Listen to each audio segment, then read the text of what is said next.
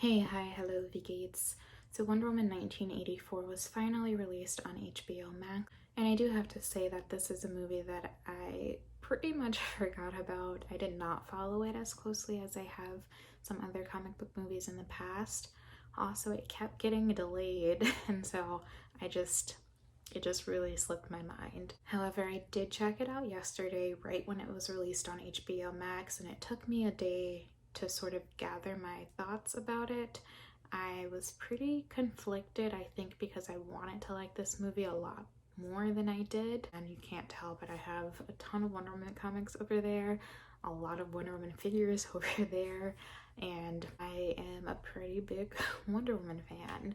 I did enjoy the first movie. I had some issues with the final act of it, although I feel like a lot of people did, and it sort of left me sort of meh in regards to another Wonder Woman movie. I will keep this video as spoiler free as possible, so if I do sound vague regarding some situations, that is why. As I do want to state that I did like this movie, just I don't feel like it was a terrible movie, but I also don't think it was good. It's just sort of meh. The one thing that I did like about this movie, and that is just the actors themselves. I did enjoy the performances that they gave, although there are some characters that I have an issue with. I feel like the actors did a great job.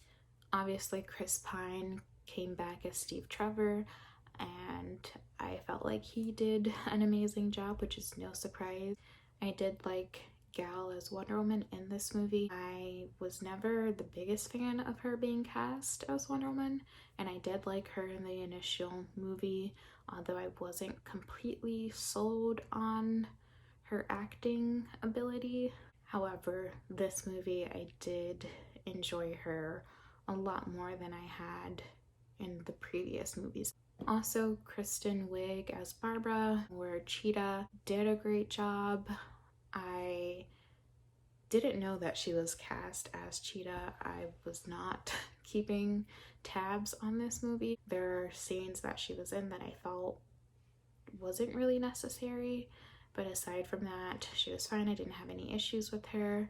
Pedro Pascal did a great job as Max Lord. I did have some issues with that character in general. One of my main issues with this movie is Wonder Woman. You don't get a lot of scenes of Wonder Woman. She seems very much sidelined in this movie. You have far more scenes of Max Lord than you do of Wonder Woman or Diana Prince. It just seemed like they had Wonder Woman so wrapped up in her head regarding certain things that just didn't make sense given how much time has passed between the first movie and this movie. Also, the way that they brought Steve Trevor back raised a lot of questions in my head, and I don't think they really thought it through because there are some things that are just not okay that happened because of the way that they decided to bring him back. And I don't want to dive into it too much because that's in the realm of spoilers, but I definitely had some issues with how they brought him back.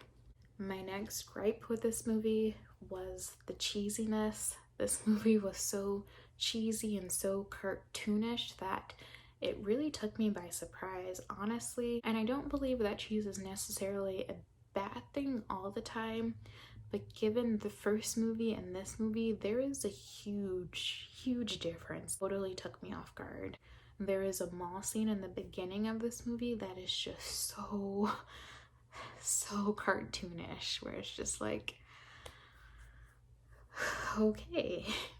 And again, it wouldn't have been so bad if the first movie was more cheesy and more cartoonish, but because it wasn't, that's not what I was expecting. And the final issue that I want to discuss is how they sort of just forced Cheetah into some scenes that just weren't necessary.